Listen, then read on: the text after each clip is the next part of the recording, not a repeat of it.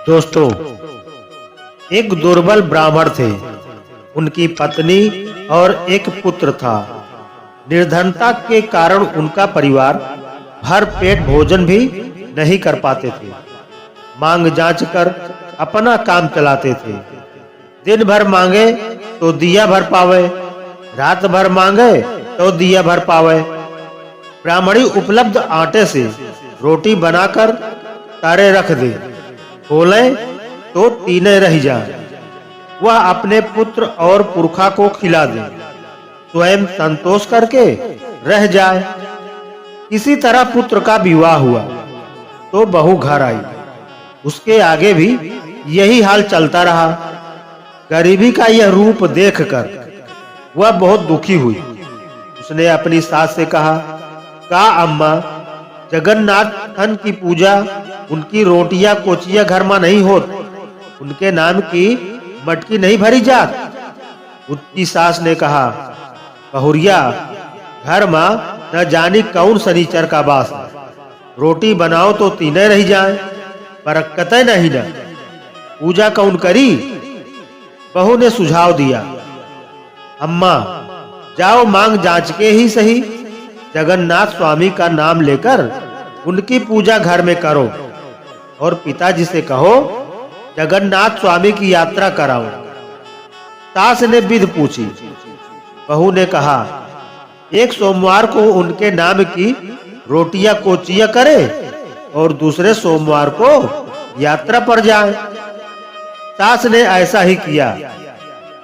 जंगल से कुसुम का फूल, जिसे बर्रे का फूल भी कहते हैं, ले आई। अंबिया और गेहूं जौ की बाली मांगकर घर लाई। किसी तरह उनके नाम की मटकी भरी। उनके पति दुर्बल ब्राह्मण जगन्नाथ स्वामी की यात्रा को तैयार हुए।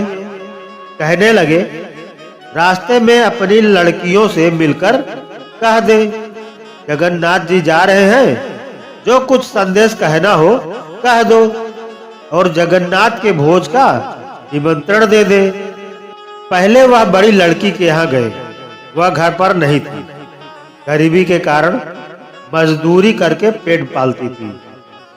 लड़के बाहर खेल रहे थे तो ब्राह्मण ने उन बच्चों से कहा, जाओ अपनी माँ को बुला लाओ, कह दो नाना आए हैं। बच्चे बड़े खुश हुए। वह दौड़े गए, अपनी अम्मा को बुला लाए। वह प्रसन्न होकर घर आई। जो कुछ गहना था गिरो रखकर सीधा सामान ले आई और बड़े प्रेम से अपने पिता के भोजन का प्रबंध किया। कहा, पप्पा, यह खाए क्या बना रखा है, खा लिहो, हम काम पर जा रही हैं, लौट के आओ। और वो चली गई। उस ब्राह्मण ने भोजन किया, बच्चों को कराया और कुछ भौरी कठौती के नीचे मूंद कर रख दिया। बच्चों से कहा, इन्हें अपनी अम्मा को खिला देना, हम जगन्नाथ यात्रा पर जा रहे हैं, तुम सब भोज में आना।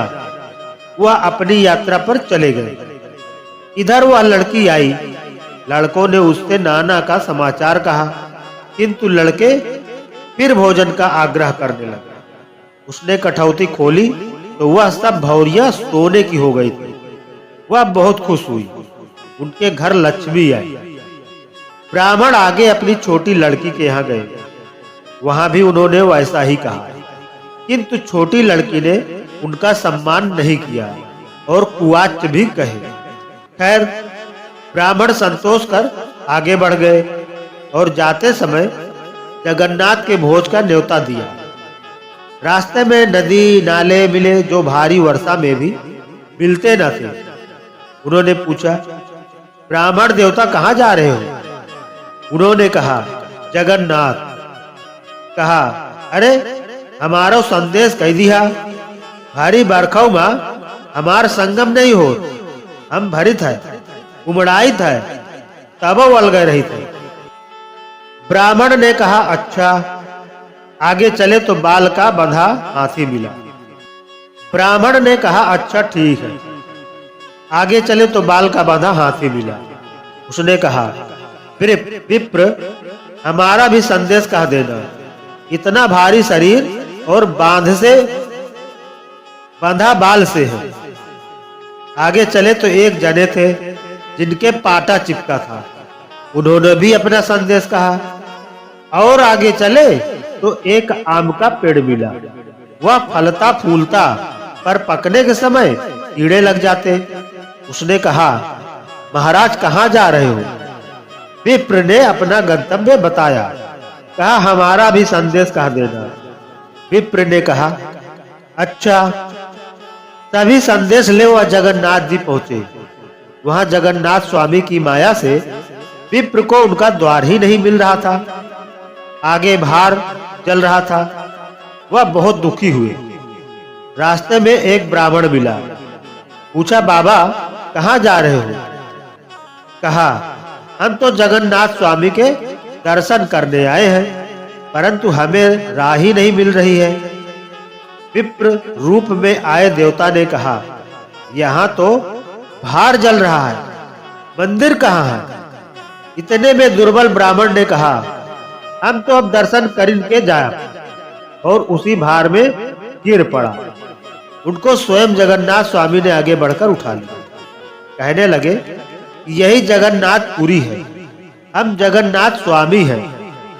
ब्राह्मण उनके चरणों में गिर पड़े, अपने अपराधों की क्षमा मांगी, अपना सारा दुख कह सुनाया। जगन्नाथ स्वामी ने उनके 5 वेद मार दिए और कहा, अच्छा अब जाओ। वह दुखी मन लौट पड़े। सोचने लगे, हमको तो जगन्नाथ स्वामी ने कुछ भी नहीं दिया। लौटने लगे तो वह गूंगे, बहरे और अंधे हो गए। उन्हें कुछ सूझ नहीं रहा था। फिर वही जगन्नाथ स्वामी ब्राह्मण देवता के रूप में आगे खड़े हो गए। बोले, तुम कहाँ जा रहे हो? दुर्बल ब्राह्मण ने कहा, हम तो जगन्नाथपुरी गए थे, लौटने में हमारी यह दशा हो गई। ब्राह्मण के रूप में जगन्नाथ स्वामी ने कहा, तुम कुछ भूल तो नहीं रहे हो? दुर्बल ब्राह्मण ने कहा, अरे हमसे बड़ी भूल हो गई, बहुतों ने हमसे अपने संदेश कहे थे।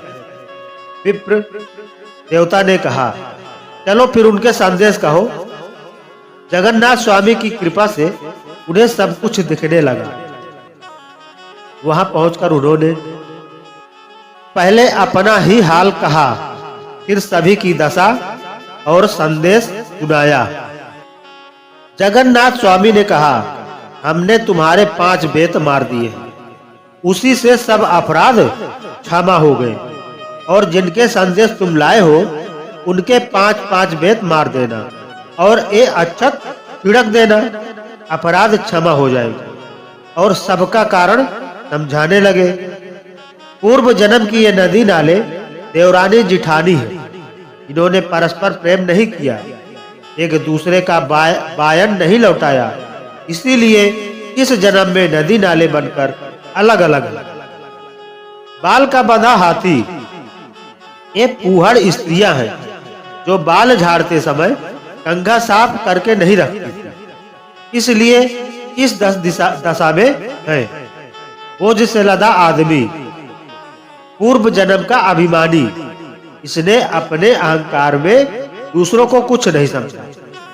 पाटा चिपका आदमी, इसने बड़ों का सम्मान नहीं किया, बड़ों के आने पर बैठा रहता था, इसलिए इनका यह हाल है।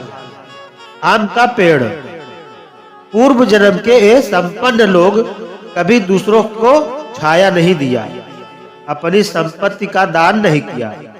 अब दुर्बल ब्राह्मण वहां से लौटे, तभी के 5-5 बेत मार दिए, अच्छत छिड़क दिए, कह दिया तुम्हारे अब सब अपराध क्षमा। अब वह अपनी बड़ी लड़की के यहाँ आए, उनको जगन्नाथ स्वामी का प्रसाद दिया और न्योता दिया। तो बड़ी लड़की को धन धान्य से संपन्न देखकर बड़े खुश हुए। छोटी लड़की के यहाँ जाकर यही व्यवहार किया, परंतु उसे अपनी गृहस्थी में परेशान लाकर दुखी हो गए। लौटकर घर आए, ब्राह्मणी बहुत प्रसन्न हुई। जगन्नाथ स्वामी की कृपा से उनके बुरे दिन मिट गए। उन्होंने धूम से जगन्नाथ स्वामी की पूजा और भोज किया। दोनों लड़कियां आई। बड़ी लड़की के सामने जो कुछ परोसा जाए वो अच्छा अच्छा रहे, छोटी लड़की के पत्तल में तब राख मिट्टी हो जाए। छोटी लड़की बहुत कुछ चिंतित हुई। उसने कहा, हमारे पिता हमारे साथ दुर्भाव करते हैं। ब्राह्मण बहुत दुखी हुई। उन्होंने लड़की को समझाया पर वह न मानी। विदा का समय आया, दोनों का समान मान सम्मान हुआ, परंतु छोटी लड़की को जो सामग्री विदा के समय दी गई वह राख मिट्टी हो गई। इस पर वह फिर बुरा भला कहने लगी, हमारे पिता हमारे साथ कपट व्यवहार करते हैं। ब्राह्मण को बहुत बुरा लगा। वह दुखी हो जगन्नाथ स्वामी से प्रार्थना की, भगवान इनके भी अपराध क्षमा करो। उनके 5 बेत मारे और अक्षत छिड़क दिए। वह सुखी हो अपने घर गई। ब्राह्मण अपने घर में सुखपूर्वक रहने लगा। जैसे उनके दिन लौटे भरे पूरे हुए वैसे सबके हो। सर्वे भवन्तु सुखिनः। तो दोस्तों, अगर आपको यह कहानी पसंद आई हो तो वीडियो को एक लाइक अवश्य कर दीजिएगा और वीडियो को शेयर करके चैनल को सब्सक्राइब जरूर कर लें। धन्यवाद।